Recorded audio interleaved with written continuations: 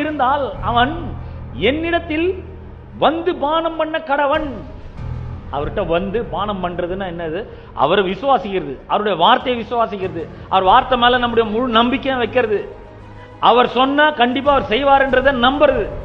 அதான் வந்து பானம் பண்ண கடவன் சொல்றாரு. வேத வாக்கியம் சொல்லுகிறபடி என்னிடத்தில் விசுவாசமா இருக்கிறவன் எவனோ அவனுடைய உள்ளத்திலிருந்து ஜீவ தண்ணீர் உள்ள நதிகள் ஓடும்ன்றது. ஒரு நதியா சொல்றாரு? இல்ல, நதிகள்.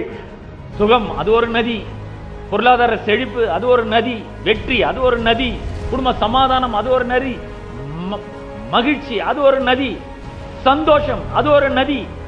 என்னதான் அவர் சொல்ல வர்றாரு? எங்க இருக்குது நதி? எனக்கு கூட கண்ணில் பார்த்தா கொஞ்சம் நல்லா இருக்கும் அப்படின்னு கொஞ்சம் நீங்க வந்து யோசிக்கலாம். அடுத்த வசனத்திலே அந்த நதி என்னன்னு சொல்றாரு?